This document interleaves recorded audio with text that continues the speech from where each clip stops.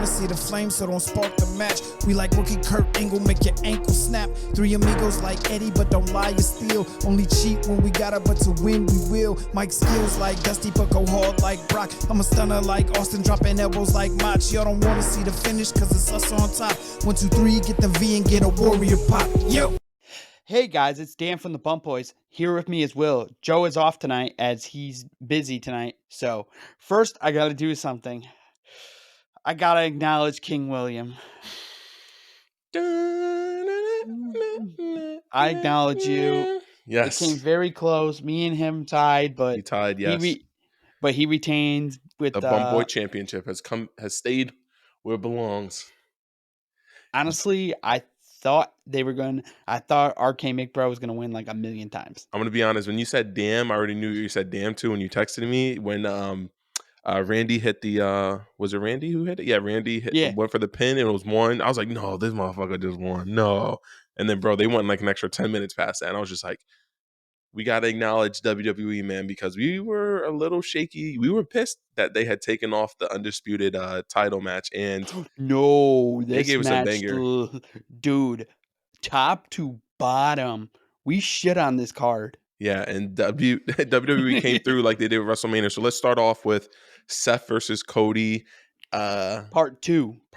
Great match, but once again, I'm not a big fan of the ending.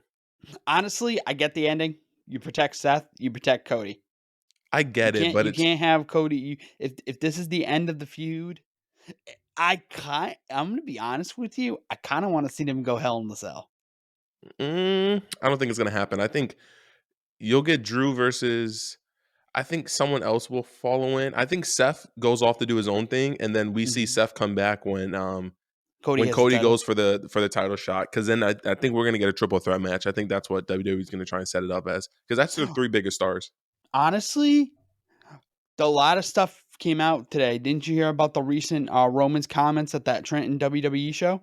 Yeah, which I'm going to have to. I'm actually going to try and have to get out a news video for this, which I actually might do after this, because actually we could do that after this. That is huge. We should both. We should definitely both do it, because that is huge news. Where Roman, and it was crazy. He's been in the WWE for 10 years, like since the. I feel old, bro. Like, don't you feel old? Just no, like damn. Oh yeah.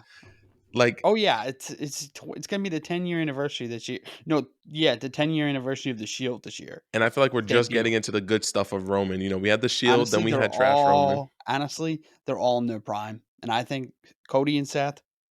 You know how he said that Dean was his wrestling soulmate. Mm-hmm.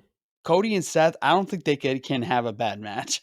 No, definitely not. Now, when it comes to.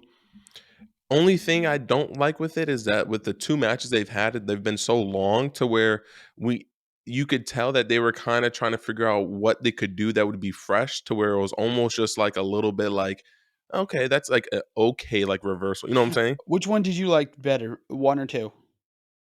I liked one I liked one better just because of everything that happened. The ending. Well, of course, and then also like it was a true finish, and we got the longer intro and just like the anticipation.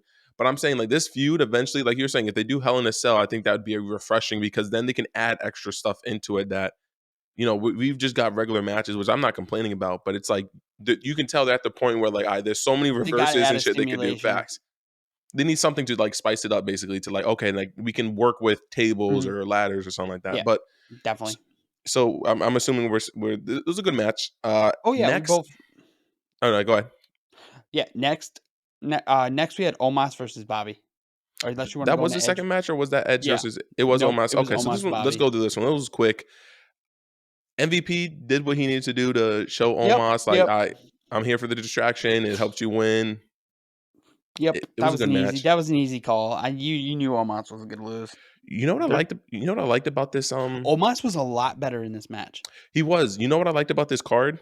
This card let us see who in WWE that WWE feels comfortable going with. Obviously, there's no Bianca Belair, and obviously with the Rhea coming up next. But this showed us like, a lot of the feuds right now are older superstars with younger superstars, which I like. This is what WWE should be doing to help build up their stars. You know, in every segment, besides maybe the Charlotte, obviously Seth and Cody, but you're building up stars, and it was nice to see actually long WWE matches, which you rarely get. This was a good match. Oh yeah, top, really great match. Like the back and forth, like Cody, the almost breaking out of the Hurt Lock. Mm-hmm. Kind of did break out of it, but he kind of pushed him into the corner. Push him into the corner. You keep Bobby Lashley's Hurt Lock there, but let's go into the next match, man. Which I was just such a good. Oh my god, Edge versus bro. Edge's entrance. Because fun fact, me and Danny were thinking about going to the show. We live pretty close to the arena, so we were thinking about going to it. It didn't happen, but Edge versus. I'm kind of pissed we didn't. I'm only pissed just for the entrances that we missed because honestly, Edge's entrance was fire. Oh yeah, bro. I'm gonna be honest. So much pyro. Oh, like it's such a good entrance, bro. And like the Brood, it's almost like a fake ass Undertaker, you know. Oh yeah, but what do you think of the match, Mr. Oh yeah? Great match. I think this was better than their one at WrestleMania. Were you surprised by the Rhea showing up to? Honestly, you've been calling that for weeks. Facts. Well, you know what it is? I feel like everyone's been calling her being in the stable, which has been the biggest rumor. Everyone thought it was a dude, and everyone thought it was a dude because even Michael Cole was like, or Jimmy Smith, who is he?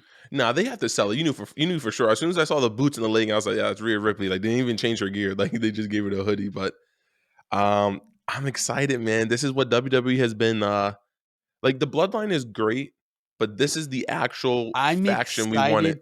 I'm excited to see triple threat tag between Finn, AJ, and Liv. Versus Finn and Liv versus you can do 3-on-3 for right now. Yeah, you can now, which I like. What do you think about Jeff? Fuck, I just lost my train of thought. Fuck. What do you think about Fuck, bro, I just really lost my train of fuck. I was gonna say it was a good thing I was about to say about yeah, I lost my fucking train of thought. Oh, this is the actual way WWE needs to do their factions compared to what was the one that Mustafa Ali had? Oh, Retribution. That was ass. And like WWE, come on now. Like you did that faction, then you give us this Edge faction, which is actually what you should have did. It's beautiful. It's almost like where it's like, damn, like Mustafa Ali would kind of actually fit into this faction a little bit. You know what I'm saying? He could be like the grunt runner around kind of guy. Mm-hmm. So let's move on to the match that we were all shitting on, which I'm going to be honest, has actually kind of lived up better than what I thought it was going to be. The Charlotte versus Rhonda. What do you think? So much better than I thought it was going to be. Yes. A lot of woman yelling, which I thought was like it was somewhat intense, but I was just like a little like, oh God, no. Just her crying the whole time. Yeah. And then the whole fake ass news of Kayla in the back. Oh yeah, so Charlotte has a broken arm. Bullshit. Broken radius. She's taking time off. Yeah. So, which is good. Wait, we got to acknowledge that. That's actually good. She's taking time off because I've been kind of tired of seeing Charlotte on my screen. Honestly, the producers that get a freaking pay raise tonight, Shane Helms and Sean Daivari, they did the Edge. They booked the Shane and the AJ Styles versus Edge. Yep. Ronda Rousey, Charlotte Flair was Petey Williams and Molly Holly. Oh, Petey Williams? Yes. Holy shit, he's in the WWE. I didn't even know he's in the WWE. Yep, he's a producer. He's been doing it for weeks. Mr. fucking Canadian Strong, Petey Williams? Yep. A muscle Maple Leaf? Adam Pearce did Madcap. Which you could tell. And 6-man tag with Michael Hayes and Kenny Dykstra. You could tell that. Yeah, that honestly, bro, that 6-man tag was beautiful. So let's. And then Cody and Seth was Jamie Noble.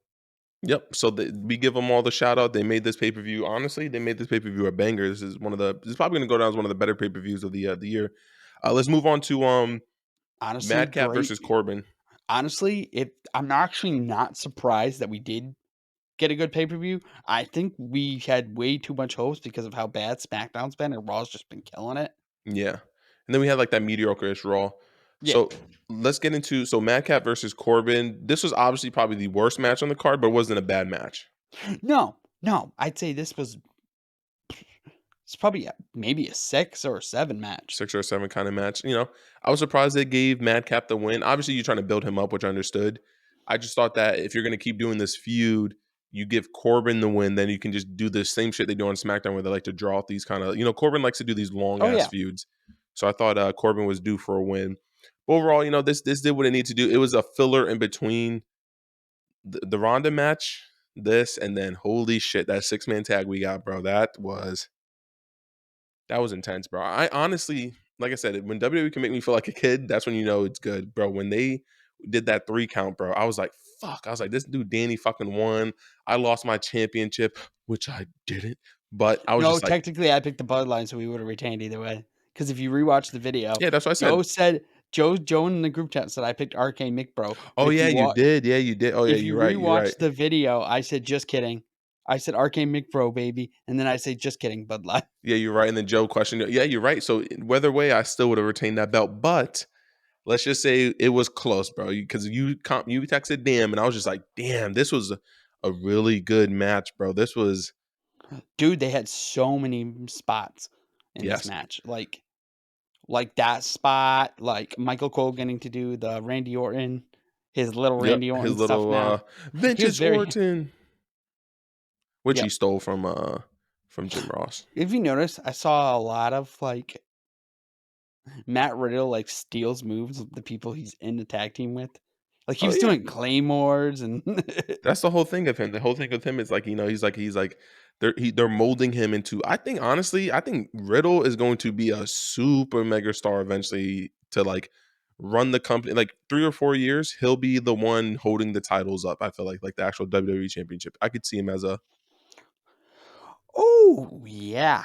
Oh yeah. They're gonna push him to the moon.